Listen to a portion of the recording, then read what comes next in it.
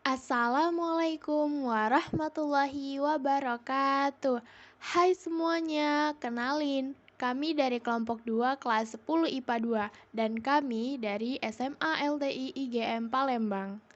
Kami akan menjelaskan 5 materi mata pelajaran kimia yang telah kami pelajari. Tapi sebelum masuk ke pembahasannya, kita kenalan dulu yuk sama anggota kelompok 2. Saya Hani Trisna Luki. Saya M. Fatur Rahmat Al-Ghazali. Saya Robi Mubarok. Saya Putri Arizona. Dan saya Sultan Syafal Maliki. Nah, udah kenalan semua nih. Langsung aja yuk kita masuk ke pembahasan materinya. Materi yang pertama itu akan dibacakan oleh Robi. Silahkan Robi. Materi yang pertama yaitu tentang model atom mekanika kuantum. Model atom mekanika kuantum adalah model atom paling modern yang digunakan hingga saat ini. Modelnya berupa atom dengan inti atom dan proton berada di tengah sedangkan elektron mengelilinginya dalam suatu orbital. Model atom mekanika kuantum ditemukan pada tahun 1925 oleh Erwin Schrödinger. Model atom mekanika kuantum menyatakan bahwa elektron dapat ditemukan berada pada orbital, namun posisinya tidak dapat ditemukan dengan pasti. Perumpamaannya adalah balapan mobil. Inti atom dan muatan negatif adalah bagian tengah sirkuit dan juga pit stop yang ada di bagian tengahnya. Sedangkan orbital adalah jalanan melingkar sirkuit tersebut. Adapun elektron adalah mobil balap yang berada di sirkuit. Posisi mobil tidak dapat ditentukan dengan pasti ada di mana. Namun yang pasti mobil tersebut hanya akan berada di jalanan dan bukan di bangku penonton. Model atom mekanika kuantum juga dibagi menjadi dua, yaitu bilangan-bilangan kuantum dan energi, bentuk, dan orientasi orbital.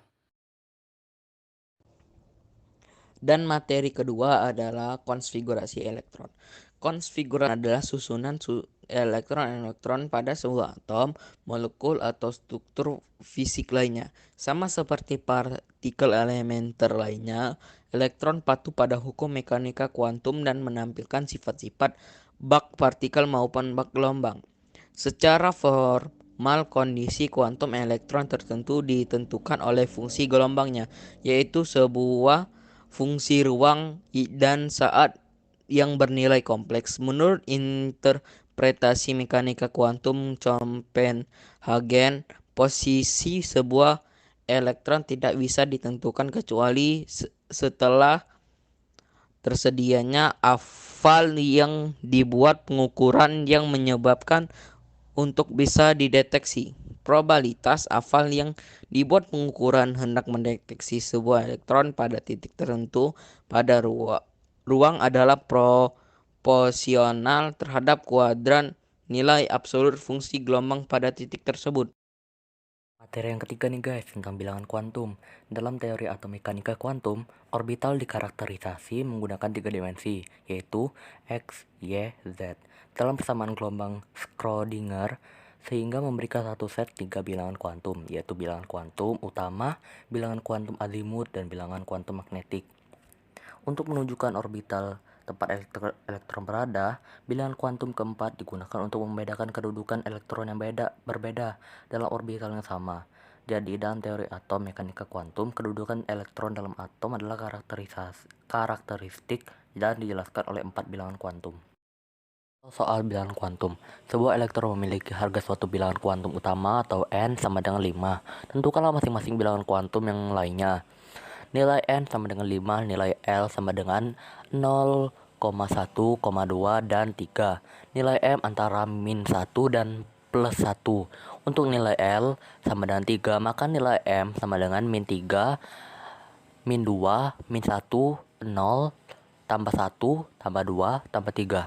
Lanjut materi yang keempat. Materi keempat ini yaitu tentang periode golongan. Nah, seperti yang kalian lihat di gambar ini, tabel ini disusun berdasarkan kenaikan nomor atom dan kemiripan sifat. Yang horizontal itu disebut periode, disusun berdasarkan kenaikan nomor atom. Sedangkan yang vertikal itu disebut golongan, disusun berdasarkan kemiripan sifat. Nah, sistem periodik modern ini terdiri atas 7 periode dan 8 golongan.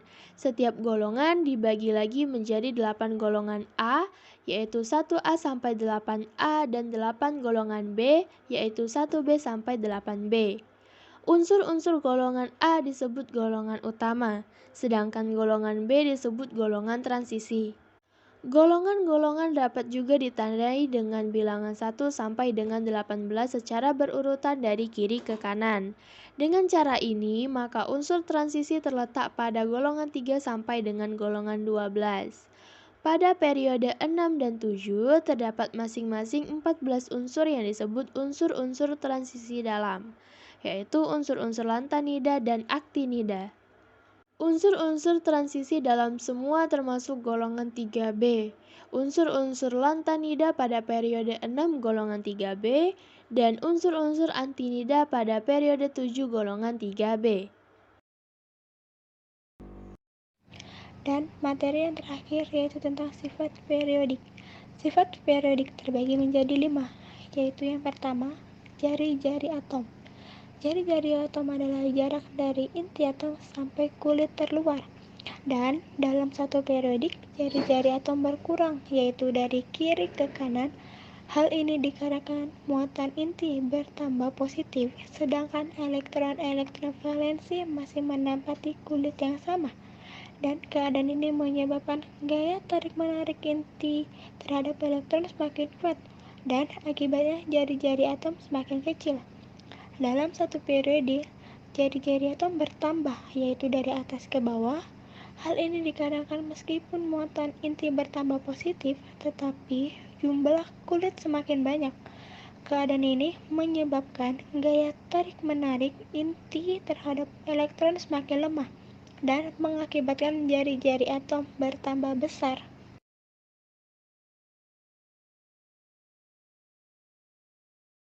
Dan yang ketiga yaitu afinitas elektron. Afinitas elektron adalah energi yang terlibat jika suatu atom atau ion fase gas menerima satu elektron membentuk ion negatif atau atom bermuatan negatif. Dan dalam satu periode afinitas elektron cenderung bertambah, yaitu dari kiri ke kanan, dikarenakan muatan inti bertambah positif dan nilai jari-jari atom berkurang. Keadaan ini menyebabkan gaya tarik-menarik inti terhadap elektron bertambah, akan semakin kuat, mengakibatkan afinitas elektron semakin bertambah. Dan dalam suatu golongan, afinitas elektron cenderung berkurang, yaitu dari atas ke bawah, dikarenakan meski muatan inti bertambah positif, namun jumlah elektron dari kulit dalam semakin banyak. Keadaan ini menyebabkan gaya tarik-menarik inti terhadap elektron yang ditambah semakin lemah, akibatnya afinitas elektron semakin berkurang. Dan yang keempat yaitu elektron kenegatifan. Elektron kenegatifan adalah suatu ukuran kemampuan atom untuk menarik elektron dalam suatu ikatan kimia. Dan dalam periodik, keelektronegatifan bertambah, yaitu dari kiri ke kanan, dikarenakan muatan inti bertambah positif dan nilai jari-jari atom berkurang. Keadaan ini menyebabkan gaya tarik-menarik inti terhadap elektron semakin kuat, mengakibatkan kemampuan atom untuk menarik elektron semakin besar. Dan dalam satu golongan, keelektronegatifan berkurang, yaitu dari atas ke bawah, dikarenakan meskipun muatan inti bertambah positif, tetapi jumlah elektron di kulit dalam semakin banyak, mengakibatkan jari-jari atom bertambah besar dan kemampuan inti untuk menarik elektron semakin lemah.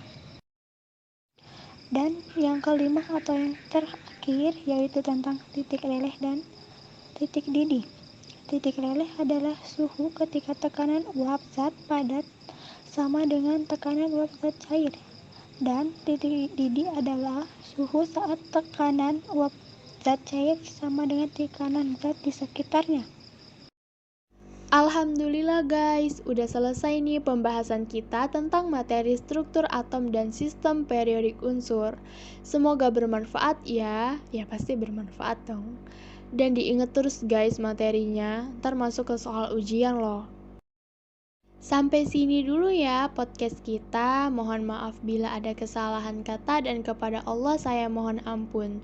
Wabillahi taufik wal hidayah. Wassalamualaikum warahmatullahi wabarakatuh. See you guys.